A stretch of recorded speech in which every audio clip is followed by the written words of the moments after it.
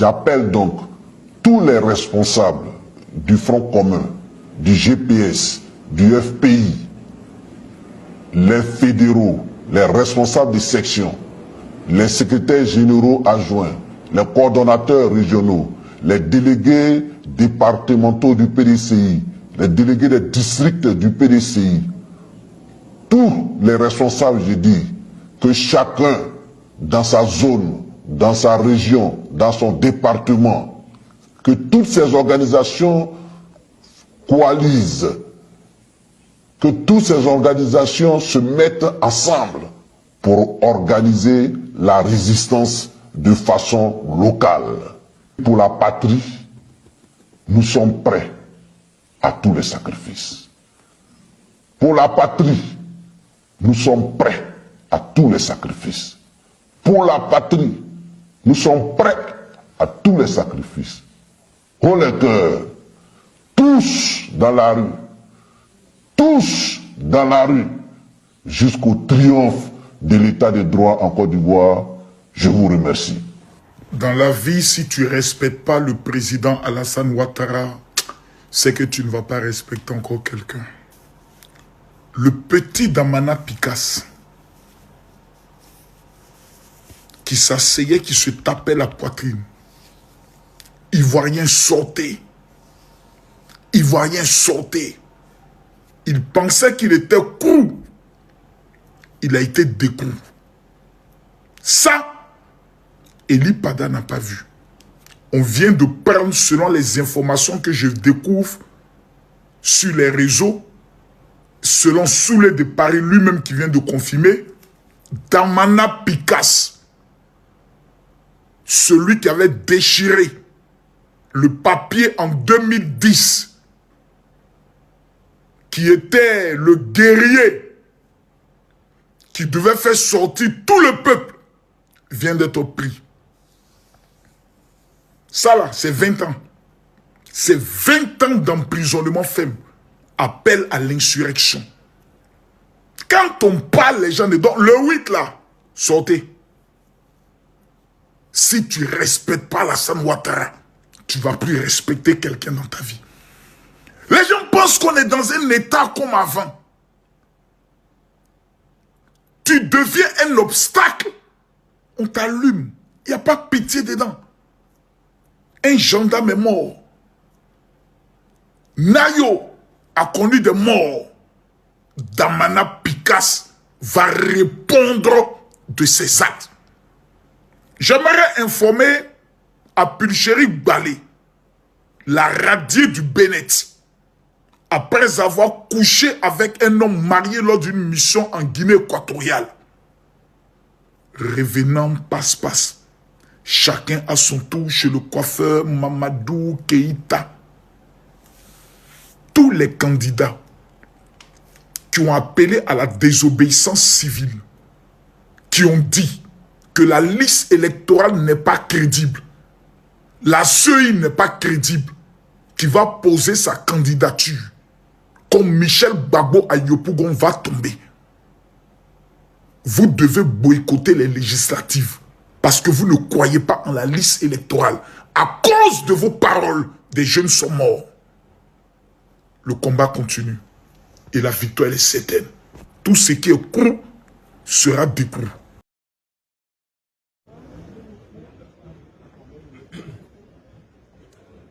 Nous avons appris par la presse et par les réseaux sociaux l'interpellation de notre ami, frère et client Damana Picasse par les autorités ivoiriennes hier soir à Abidjan. Quelques instants plus tard, on a lu le communiqué du procureur général près du tribunal judiciaire d'Abidjan, rappelant que Damana Picasse a été interpellé pour insurrection populaire et appel au renversement des institutions. Nous prenons acte de ce communiqué et nous nous réjouissons du fait que désormais nous savons que M. Damana Picasse est entre les mains du procureur de la République qui va le garantir dès lors tous ses droits, y compris le droit d'avoir un avocat, le droit d'appeler ses parents, le droit d'avoir un médecin, d'être assisté d'un médecin et le droit de faire valoir tous ses droits en tant que justiciable ivoirien et qu'il est protégé par les autorités ivoiriennes et qu'aujourd'hui, si nous voulons demander des comptes, nous pouvons directement nous adresser au procureur de la République. Je vais laisser la parole à mes confrères qui vont évoquer un certain nombre d'aspects, un certain nombre de points concernant la procédure en la matière, parce que nous ignorons tout de tout ce qui se passe actuellement à Abidjan. Nous savons que M. Damana Adja Picas était traqué par les autorités ivoiriennes depuis 2010 et qu'il y a eu des tentatives d'enlèvement au Ghana et qu'aujourd'hui, finalement, il est interpellé, sachant qu'il a déjà fait l'objet d'un procès à Abidjan où il était condamné en première instance mais qu'il a fait appel. Il est encore présumé innocent. Mais je ne vais pas développer ces aspects. Mes confrères sont là, ils vont vous indiquer clairement ce que c'est que la présomption d'innocence, le traitement de M. Damana Picas qui est interpellé aujourd'hui. Nous ignorons totalement du régime sous lequel il est placé. Donc nous voulons ici interpeller les autorités ivoiriennes sur le traitement du dossier Damana Adja Picas.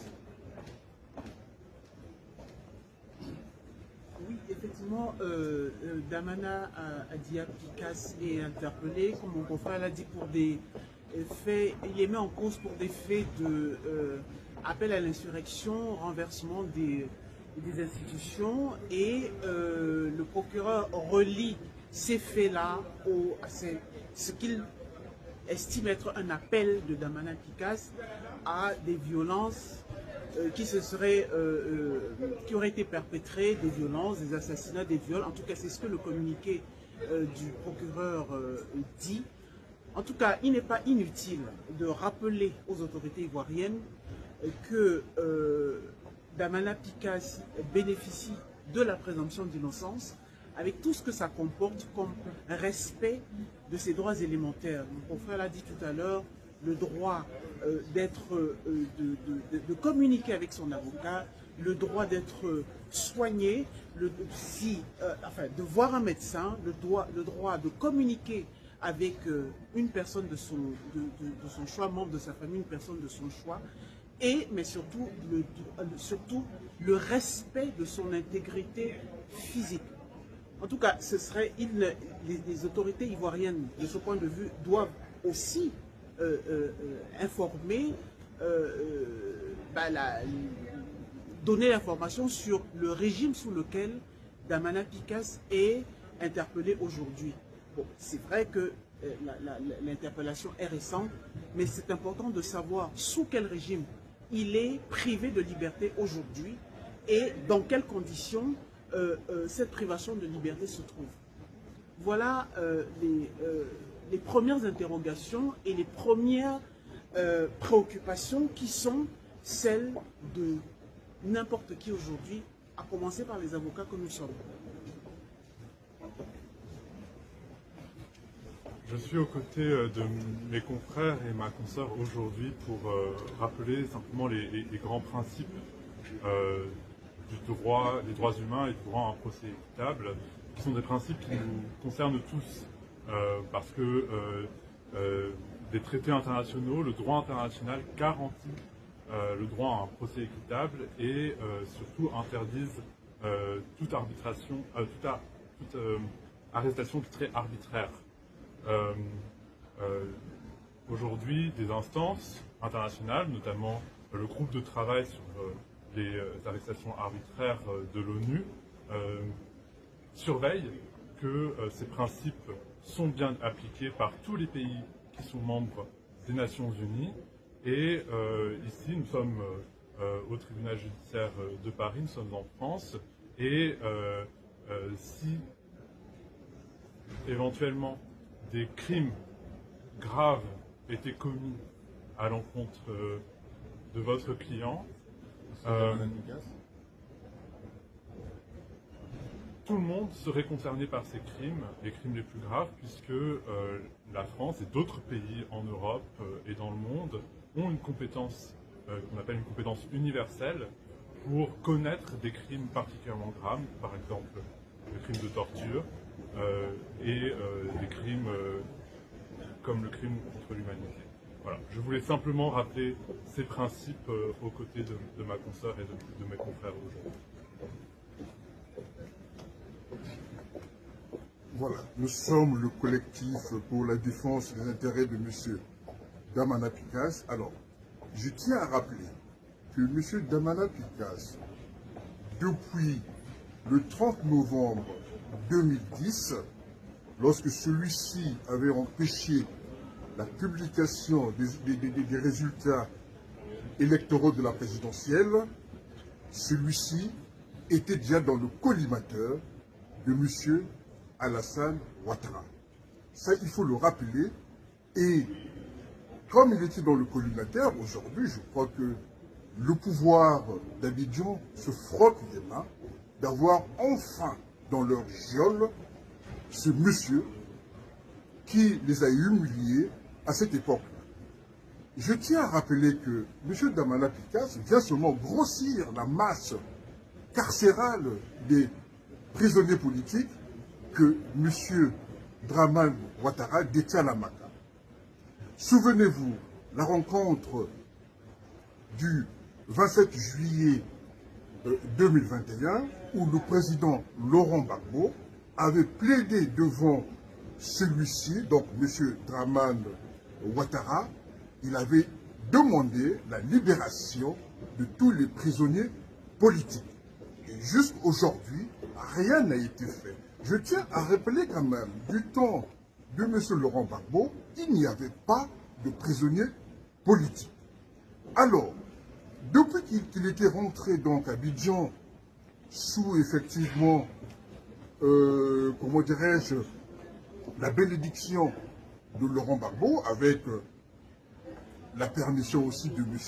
Ouattara, que tous les exilés rentrent en Côte d'Ivoire, M. Damana Picasse était rentré en Côte d'Ivoire, mais on cherchait toujours des poux sur la tête d'un chauve. C'est-à-dire que le 21 avril 2021, on a mis sur le dos de M. Damana Picasse des événements qui sont passés donc à Bobo, où le 2e bataillon projectable de Côte d'Ivoire avait été attaqué. Et celui-ci a été accusé de chef d'atteinte à la sûreté de l'État, d'atteinte à l'autorité de l'État, de détention d'armes de guerre illégales, et aussi association de malfaiteurs, et aussi intelligence avec les mercenaires. Il y a eu une condamnation qui est tombée suite à ce simulacre de procès où notre client a été condamné à 10 ans de prison ferme. Bien sûr, dans cette affaire, il y a appel qui a été fait. M. Damana Picasse a relevé appel. Et aujourd'hui, depuis hier, nous apprenons que celui-ci a été finalement interpellé et il est dans les liens carcéraux de M. Dramane Ouattara. Alors nous disons une chose simple. Il est détenu. Le procureur a fait donc une intervention pour nous dire de quoi celui-ci, qu'est-ce qu'on lui reprochait. Donc, on en tient compte, on lui remercie au moins de cette clarté-là, mais nous surveillons, comme du lait au feu, les règles de procédure pénale afférentes à la garde à vue. M. Damana Picasse doit bénéficier de toutes ces règles pour sa sécurité et la garantie de ses droits. Et si nous apprenons par malheur qu'il a été torturé, qu'il a été victime de traitements inhumains et dégradants, je vous assure, nous parlons là sous la foi de notre robe, nous allons mettre en place ici à Paris tous les outils juridiques et judiciaires pour traduire devant les juridictions françaises au nom de la compétence universelle relative aux tortures et aux traitements inhumains et dégradants, ces personnes-là, étrangères, en l'occurrence ici, ceux qui tiennent le pouvoir d'Abidjan, nous aurons certainement une liste, hein, puisque si nous sommes au courant de ces sévices et tortures, on nous fournira la liste des personnes qui seront visées dans des plaintes que nous déposerons ici, devant le tribunal judiciaire de Paris. Donc nous attirons l'attention des autorités ivoiriennes de bien traiter M. Damana Picasse. Nous sommes à l'affût de la moindre, alors je dis bien, de la moindre erreur juridique, judiciaire sur la personne de M. Damana Picasse. Donc, qu'il soit traité selon les règles de procédure en vigueur en Côte d'Ivoire, ses droits doivent être garantis par ces règles-là. Il a le droit d'avoir un avocat, il faut qu'il ait un avis à famille, et tous les droits afférents à la garde à vue et à la détention provisoire. Donc nous sommes vigilants. Si nous lançons ici un appel aux autorités ivoiriennes de bien traiter le prisonnier politique Damana Picasse. Pour terminer, j'aimerais simplement rappeler que la Côte d'Ivoire n'est pas connue comme étant un pays qui respecte les droits.